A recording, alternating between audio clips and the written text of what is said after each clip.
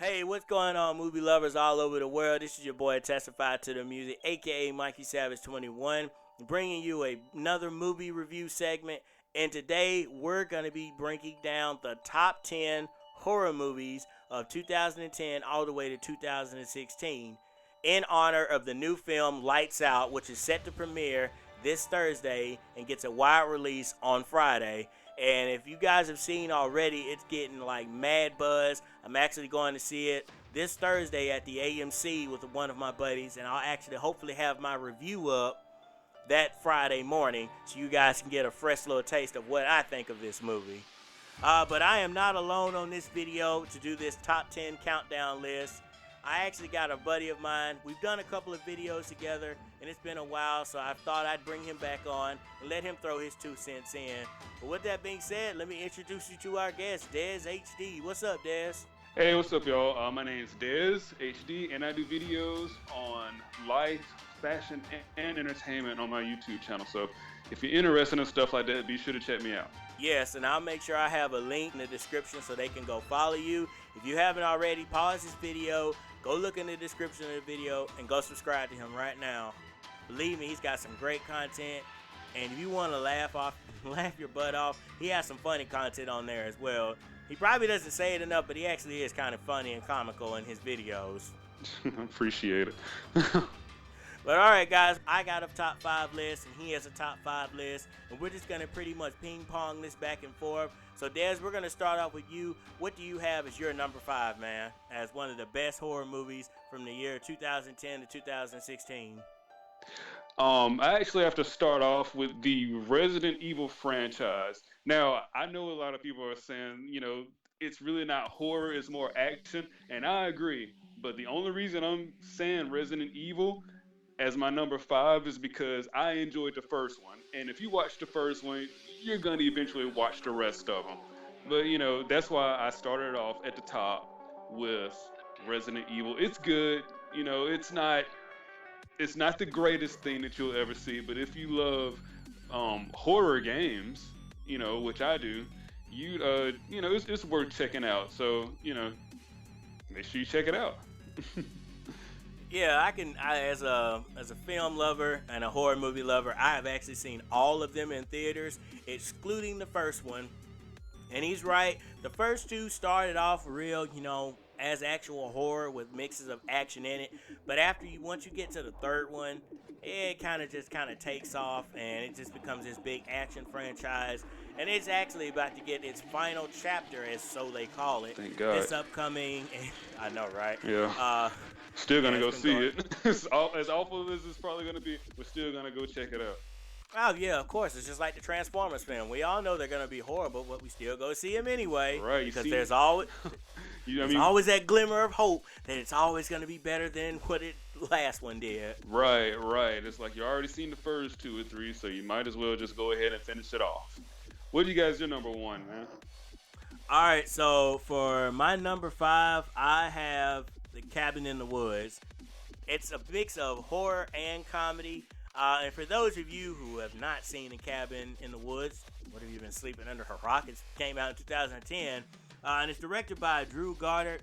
And pretty much just the premise is you have these group of teenagers, and they go to a cabin in the woods. But what they don't know is there's this bigger corporation which likes to pick 4 to 5 teenagers each year, and it breaks them down into subcategories. And you have the jock, the scholar, the baboon, or the fool as they call him, the blonde, or as they say, like the pretty one as they say, and then the virgin. So throughout the film, they don't know about any of that. They don't know about anything that's going on, but they are being played, and pretty much these guys are sitting here pulling the strings and orchestrating every little bad thing that happens to them. So yeah, I love The Cabin in the Woods. It was a great film. I remember seeing it in theaters. I remember how cool it is. You get to see some throwback classics to some of the old horror monsters from back in the day, ranging all the way back into the 30s. And then they also introduced some interesting characters in there as well that you would never really see as monsters. But to some, they are horrific because, again, when it comes to horror, it's kind of subjective. What's scary to one person might not be scary to another person. So I like how they had, like, different creatures and other animals in there as well. Des, have you seen this film? Yes, I seen Cabin in the Woods in the theaters when it came out, and I enjoyed it. It wasn't what I expected it to be. I thought I was gonna go see like a really creepy movie and be scared to go to the bathroom by the time the night came, and no, I was laughing. It wasn't it was not scary at all, but it was enjoyable. It was enjoyable. I really liked a lot of different parts, and I don't want to give too much away, but it's a good movie. It's a really good movie. Everybody should check it out. I highly agree with that. And I also, if you guys like horror games, there's this game that came out called Until Dawn, and I've went back and recently rewatched it. If you think about it, Until Dawn is just pretty much like Cabin in the Woods because you essentially hold the fate of all of your characters in their hands, just like they did in the Cabins of the Woods. You're the one pulling the strings, and essentially you get to choose whether or not they live or die. So yeah, check out Cabin in the Woods. If you're still a little on the fence about it, check out some clips from Until Dawn, and then you'll kind of get a feel for what it's about. But I highly recommend you check it out. But Des, what's your number four, man? My number four is The Evil Dead, the movie that was released in 2013. That is really enjoyable. I really liked it.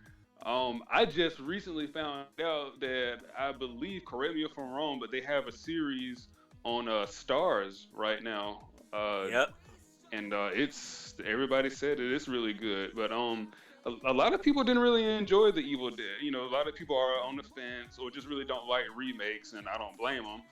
But I really enjoyed The Evil Dead. Yeah, I can attest to that, man. I liked it too. I can definitely attest to that as well. Again, I have seen the entire Ash versus Evil Dead TV series on Stars. Season 2 actually it gets ready to come up in a few months, so I'm definitely looking forward to that. But I like what they did with the Evil Dead remake because, again, it wasn't the same as the original. And no, it's not as good as the original, but it came pretty close and it introduced some new interesting concepts, throughout the film. And it had some awesome callbacks to the original film that came out all those years ago. So yeah, I recommend you check out the original Evil Dead and also check out the remake as well. Agreed. Agreed. What is your number two? We're on number two, right? Yeah. All right. Okay. So for my number four or number two, I have Grave Encounters. But upon going and doing some more research on this movie, it only got a theatrical release in Canada.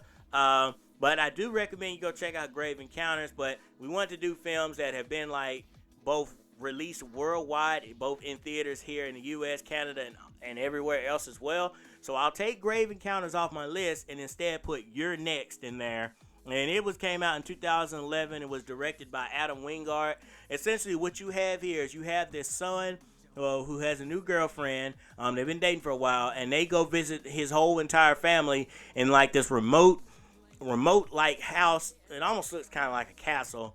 And essentially, what happens is they're all trapped inside of the house and can't get out, and they're terrorized by a group of masked men, kind of similar to The Strangers from the 2007. That movie is a classic. And sorry to yeah, interrupt you, but that movie is definitely a classic, and I need to go check that out. What is this movie called again? You're Next. It's called You're Next, and essentially it's got like some of the same beats from The Strangers, but it kind of takes that and ups the ante a little bit, and we end up having a surprise hero in the end, someone you would not expect. And so essentially this family, they're trapped in a house and they get picked off one by one, and it ultimately comes to a showdown. And so I saw this in theaters, and I've seen this in repeat viewings as well on DVD and on TV, and it still holds up to this day. So if you haven't seen You're Next, I definitely recommend you check that out. You know what? Actually, I have seen You're Next because that's where they I think the first person was murdered in the kitchen with a well, I don't want to give it away, but like the whole family was sitting at a table or something, and then didn't someone die? Am I right? Okay. Yeah. Okay. Yes, I did see that. I knew it sounded familiar. All right. My number three, right? Yeah. What's your number three, man? All right. It is Paranormal Activity. Now, I only seen the first one. It is like Resident Evil in a sense that it gets worse and worse as it goes on. But the first one I really enjoyed, and of course, I always know a lot of people who really didn't think it was even that scary. But with me, believing in the supernatural a little bit, Paranormal Activity one was all that I needed. It was pretty good. I think it did its job. And I actually remember working at the movie theater a couple of years back when I believe that the second Paranormal Activity came out, and people were actually leaving the theaters because they said that it was too scary for them. And I thought that was hilarious. So What film were they watching then? hey, some people scare easy, man. Some people scare easy. That and there's another movie later on in our countdown that I believe I can remember people walking out on too because it was too scary. So anytime you have people actually walking out of a movie because they're scared or they thinking that it's freaking them out, that's always good. The movie did its job. Well, yeah, it's kind of like, what I talked about in the beginning, what's scary to some isn't scary to others. I know for me, I wasn't scared of any of the paranormal activities. I found them interesting. The ones, that I liked the most would probably be the first one, the third one, and the spin-off series that they had called the Marked Ones. As far as the second one and the fourth one and this last one that came out last year, to me, they're garbage. Garbage, as Christian Garbage. would say. Garbage, as Garbage. Christian Harloff would say. Garbage. Absolute garbage. I guess what it was is since Saw wasn't making films anymore because they ended pretty much, I think they ended like in 2012, 2013. Since the Saw was over with, they were like, okay, we need another franchise that's, really easy to make, cheap budget, and it's going to scare some people, and we need to come out in October each year. Oh, I know. Let's do Paranormal Activity. So we started with the first one. First one's really good. The second one, not as good as the first one, but it had a few elements in there. Third one, if not better than the first one, then definitely up to the first one's standard. Fourth one, garbage. Absolute garbage. I don't even want to go into it. And then you have the spinoff that comes on called The Marked Ones. It had some really interesting concepts, and we got to see why, these kids are being chosen by this demon Toby, why it chooses them and how they get chosen. And we get a little bit of backstory into the cult that's involved with all of this. So I liked the spinoff. A lot of people didn't care for it, but I liked it. And then the last one we had last year, the Ghost Dimension, well. All right. What you got next? Okay, man, for my next one, and again, I know some people are going to say this is cheating because the first one didn't come out within the time frame that we're going on, but I'm going to pick the Insidious franchise. Again, the first one came out in 2010, 2009, around that area, and then we just got the last one in last year in 2015 with Insidious Chapter 3.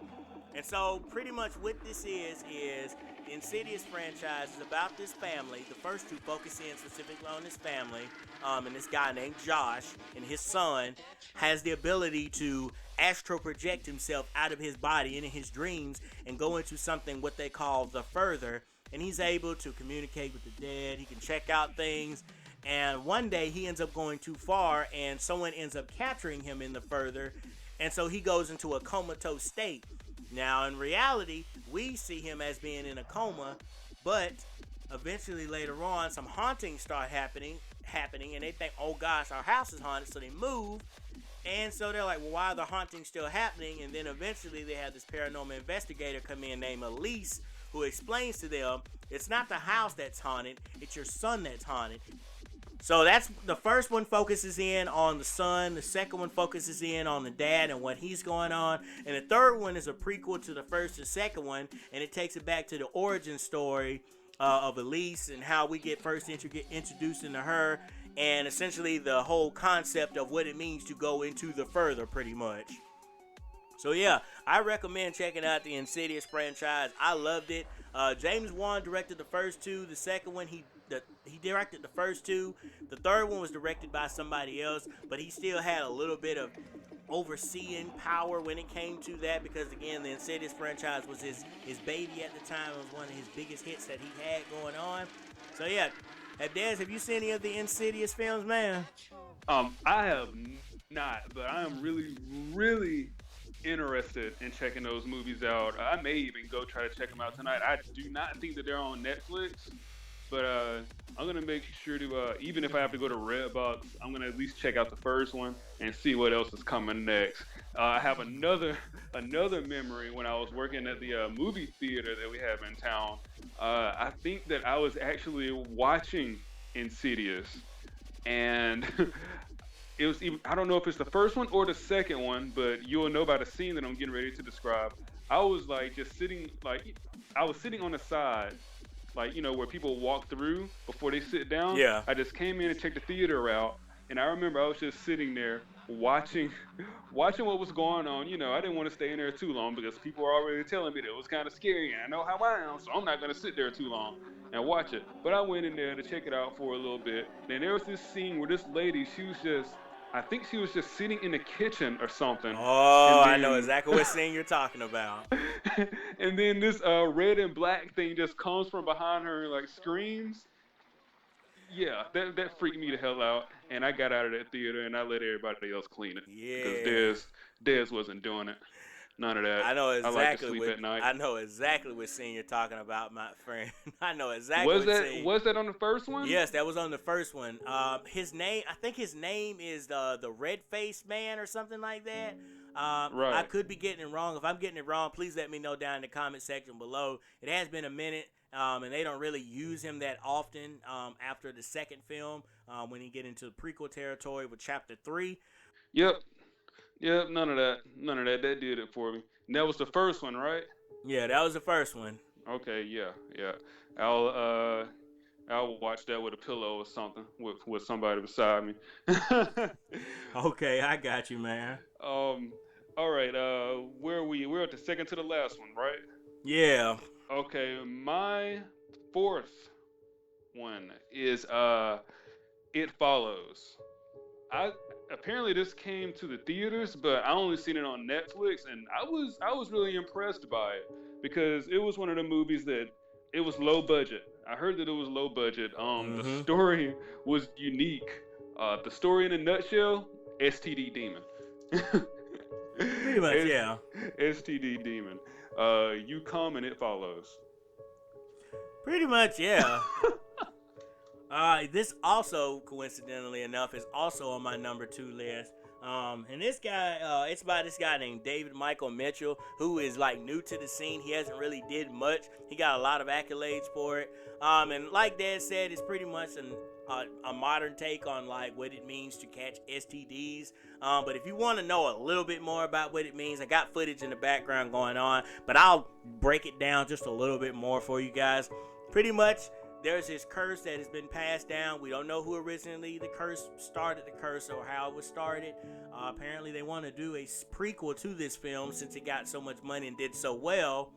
And it made over 20 something million, and I think it was made for like 5 million. Oh, nice. I know, right? Yeah. Hey, It's a profit. independent film. That just lets you know, independent filmmakers. If your film is really good, you can excel and you can exceed your limitations You know in the what? box office. And correct me if I'm wrong, but I think that this guy started off like whoever the director was, and you probably know that better than I do. But whoever he is, I believe that he made a video on YouTube, and it then somebody important seen it, and he's probably rich now. So that's pretty cool. So don't sleep on those little guys making YouTube videos. They may be rich someday, and now you're just sitting there kind of wishing that you would have gave that guy a chance. I know, right? And so, it's funny because Lights Out is the same way. It started off with a little short that this guy made on YouTube, and then someone saw it, and James Wan saw it, and then he's like, "Hey, man, I think you got yourself a real go-getter here. Let's make this into a full-fledged film." But getting back into It Follows, pretty much it's about this curse. And what ends up happening is this guy ends up sleeping with this girl, and he ends up tying her up to a chair and explains to her that you are now cursed. And she's like, "What are you talking about? You're crazy." But of course, she thought she was in love with the guy. She thought, this was supposed to be romantic, but apparently he was passing on a curse to her. And so what this curse essentially is when you sleep with somebody that has been cursed, you now yourself have been cursed. And what happens is this creature or this monster is going to follow you. But the thing is, you don't know who it is because it imitates anybody. It could be literally be anybody. It could imitate your mom. It could imitate your dad. Imitate your friends, your grandparents. It could be anybody. And so it manifests itself, and you don't know who it is. That's the thing. You just don't know who it is. And its sole mission is to kill you. And so what happens is, if, let's say I sleep with somebody and I pass the curse on to them, if it catches them and kills them, it is now going to come after me.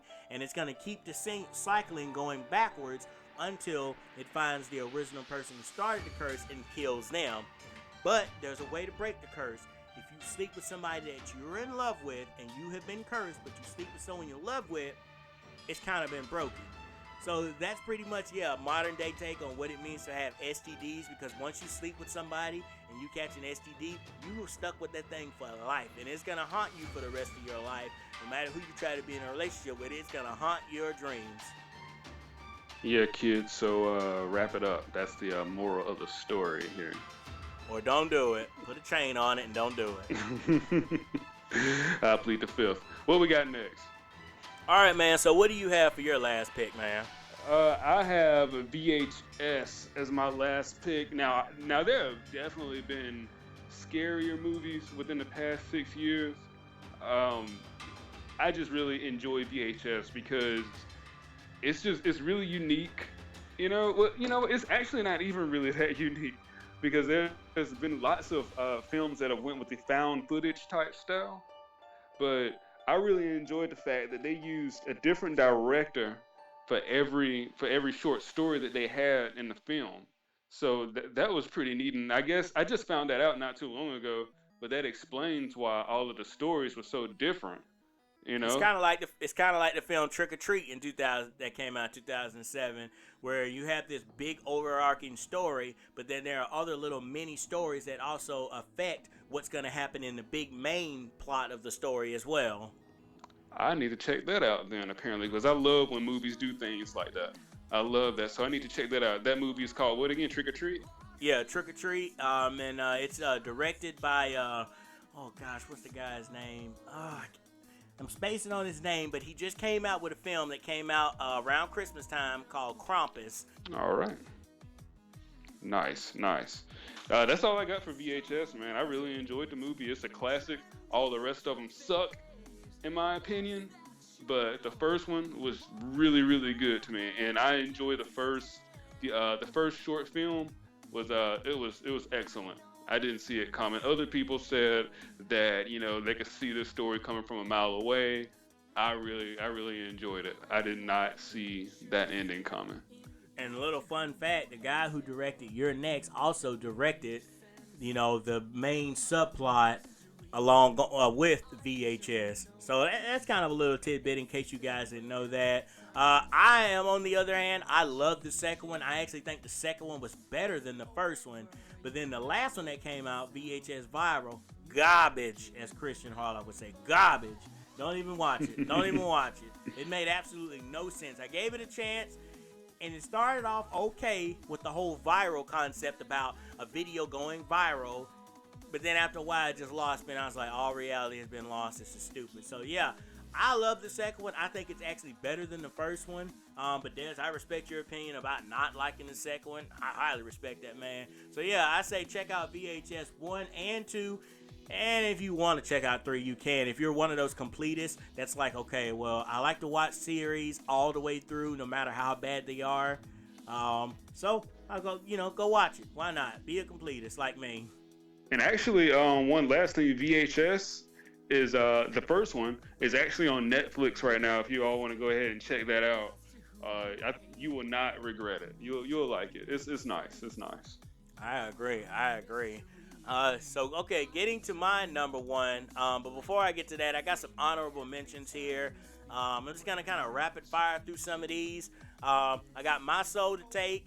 You got the Fright Night remake. I'm not going to say anything about that. It speaks for itself. It's actually pretty good. It's got Colin Firth in it. You guys need to go check that out. You got The Collector / The Collection. Of course, I also got Sinister on here. Don't say the second one; that was an awful film. Mama was really good. The Babadook. Okay, I know a lot of people are gonna throw some flack my way for not having the Babadook on here, but we were trying to stick to films that got at least a theatrical release somewhere. And if I remember correctly, the Babadook only premiered at the Sundance Film Festival, and we aren't really necessarily counting the Sundance Film Festival. All right. I have the Gallows. I also have The Visit, and I got The Witch on my list. The Witch. I heard a lot of good things about The Witch. And The Babadook, I believe that is actually on Netflix as well. And I probably need to check that out tonight. Oh, yeah, you definitely need to check that out, man. And The Witch, again, I consider putting that as my number one, but I personally have not seen The Witch yet, but I've heard so many great things about it that I almost consider putting it on my number one list so it would make it on there. Right, I thought the same thing, and of course I haven't seen it because I heard too many too many scary reviews about it. People said that they just like got the creeps just watching the movie. So I kind of sat that one out like I did the last couple of Paranormal Activities. Yeah, whoever told you Paranormal Activity was scary, he lied to you. But getting to my number one, this is going to be another controversial one because it's kind of similar to another one I had on my list. And I have the Conjuring franchise, which is also directed by James Wan. Now, again, I know a lot of people are going to throw some flack and be like, wait a minute, but the Conjuring, okay, yes, the Conjuring and the Insidious are somewhat similar, because they're directed by the same guy, but the style he uses is different in each one. Like the Conjuring film is more of a slow burn film. You start off with this family who is having these weird occurrences at their house. And then you have the guys, Ed and Lorraine Warren, played by Patrick Wilson and Vera Farmiga. They're playing the parts of Ed and Lorraine Warren, and what they do is they go help this family out. Same thing with the second one, which just came out not too long ago, maybe about a month or so ago. I highly recommend you check that out. But yeah, The Conjuring, it just kind of stands on its own. And the argument can be made that James Wan is one of the best horror directors that we've had in a long time. And we have other horror directors, but he's like one of the best ones that we have in Hollywood right now, making these big budget horror films. So yeah, that's what I have for my number one. I have The Conjuring for my number one. Des, let's go back through your list real quick, man, in case someone missed one or is coming into this video kind of late. All right, the number 5 was Resident Evil, the franchise, because if you see the first one, you definitely want to see the rest of them. But I really based that one on the first Resident Evil movie. Number 4 is I put down Evil Dead. Number 3 is Paranormal Activity. Number 2 is It Follows, and last but not least, VHS. Okay. So for my number 5, I have The Cabin in the Woods. Number 4, I have You're Next. Number 3, I have the Insidious franchise.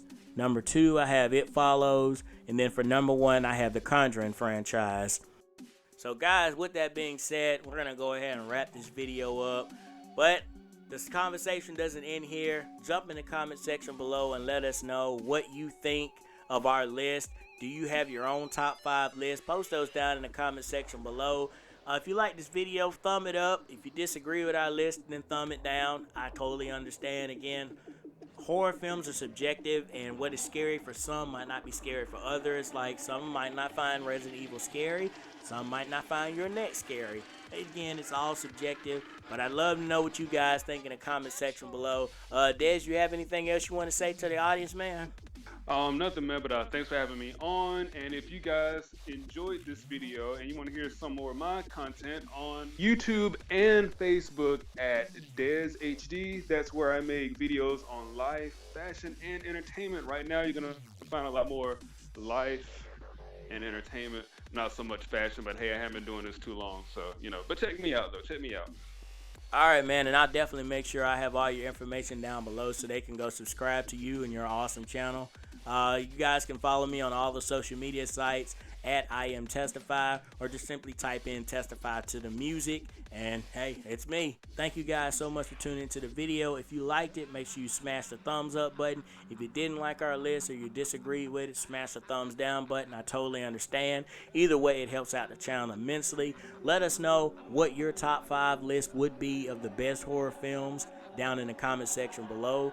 Also, make sure you stay tuned, because immediately following this on Thursday, we'll also be posting our top 10 worst horror movies from 2010 leading up to 2016. And spoiler alert, the Paranormal Activity franchise is definitely going on my list. So thank you so much for tuning into this video. I'm Testified to the Music, aka Mikey Savage 21, saying peace out. Later.